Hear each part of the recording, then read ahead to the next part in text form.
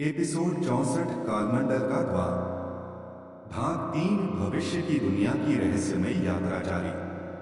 तीनों देवताओं की चेतावनी के बाद टीम क्रोनोएक्स, जिसमें अब कैप्टन वेदांत, डॉक्टर सिया, आर्यन, रिया और एक्स 9 शामिल थे, अपनी सबसे खतरनाक यात्रा के लिए तैयार थी। लक्ष्य था कालमंडल का द्वार। यह कोई साधारण द्वार नहीं था। यह एक टाइम पोर्टल था जिसे देवताओं ने तीनों लोगों को जोड़ने के लिए रचा था।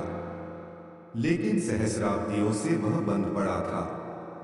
एक्स 9 ने उन्नत सैटेलाइट इमेजिंग से एक गुप्त संरचना को खोज निकाला, अंतरिक्ष में स्थित एक कृत्रिम चंद्रद्वीप जिसे कालमंडल 01 कहा गया। यह कोई पृथ्वी का भाग नहीं बल्कि एक टाइम लॉक जोन है, एक्स 9 बोला। वेदांत ने कहा, तो वहीं से हमारी असली परीक्षा शुरू होगी। टीम ने स्पेसशिप में सफर शुरू किया। जैसे ही वे कालमंडल 01 के पास पहुंचे, वहां गुरुत्वाकर्षण विकृति शुरू हो गई। अचानक जहाज झटके खाने लगा। एक अदृश्य शक्ति उसे पीछे खींच रही थी। हम पर कोई निगाह रख रहा है, रिया फुसफुसाई।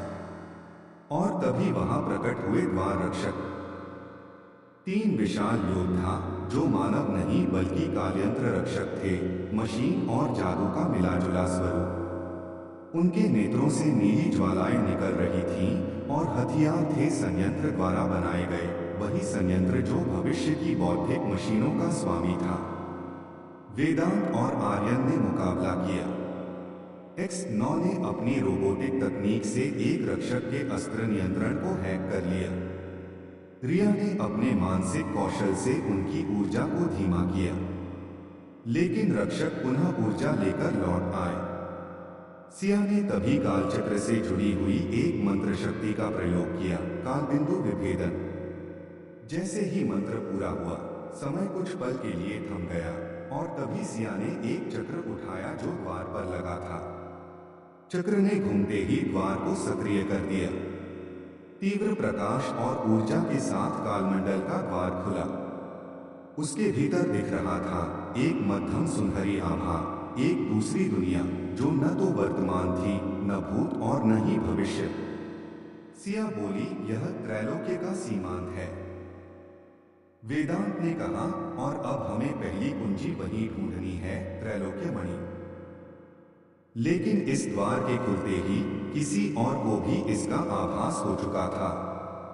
रावण की आत्मा और शंबरासुर ने दूर से देखा और रावण बोला, द्वार खुल चुका है।